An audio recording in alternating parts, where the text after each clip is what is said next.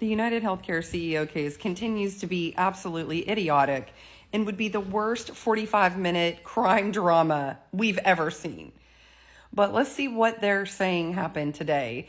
So the 26-year-old suspect person of interest was picked up in Pennsylvania. We're supposed to believe several days later, 270 plus miles away, the person is still carrying a weapon connected to the crime. Why? That is crime 101. Ditch the weapon. Throw it in the woods. You had 270 plus miles to get rid of it. Why would you be walking around with it in a McDonald's? And we're supposed to believe a McDonald's employee made enough eye contact with a customer to recognize them 270 plus miles away. I know that this was a highly publicized crime and the photos were everywhere, but I saw 5 men on TikTok the past hour who look like this young man. What? All right, but let's see. So the young man evidently was carrying a gun without a license. These are the charges that were piled on because they're going to pile on as many charges as possible to hold him as long as they can, get his bond as high as possible.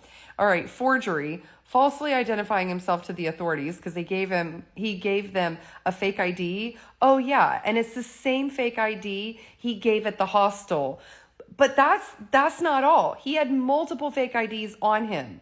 And he chose the one he gave at the hostel that they already knew, the fake name. Okay, right. And possessing instruments of a crime, which we all know the police can call anything instruments of a crime at that point.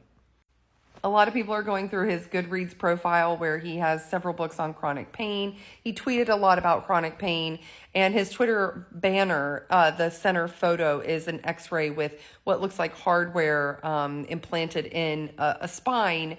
And then there was a friend who tweeted him and said, hey, have lost contact, haven't talked to you since you had your back surgery this summer. So evidently around June or July, he had back surgery. Now, one article I saw said he lost contact with his family also around June or July, but it didn't indicate who that was. We're also supposed to believe that this young man who had all these social media platforms didn't leave like some online manifesto, but instead had 3 or 4 handwritten pages on him, on his person, about his displeasure with the healthcare system when he was arrested in Pennsylvania. I've seen some media pundits weigh in and say, oh, he was sympathetic to Ted Kaczynski, the Unabomber. Well, I read an interview with a friend of his that said he was in a book club with him, and the 2 people who led the book club chose the Unabomber manifesto as a joke for the book club to read.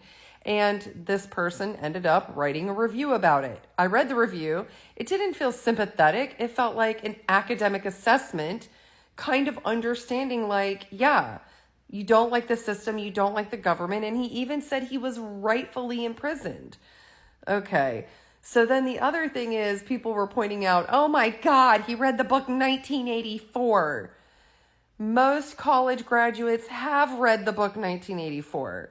So what we're not going to let them do is we're not going to let them vilify college education and radicalization, okay? Because we've been seeing that since the Vietnam War, that people who go to college are radicalized, and now they're going to have even more power and authority to police college campuses and curriculums.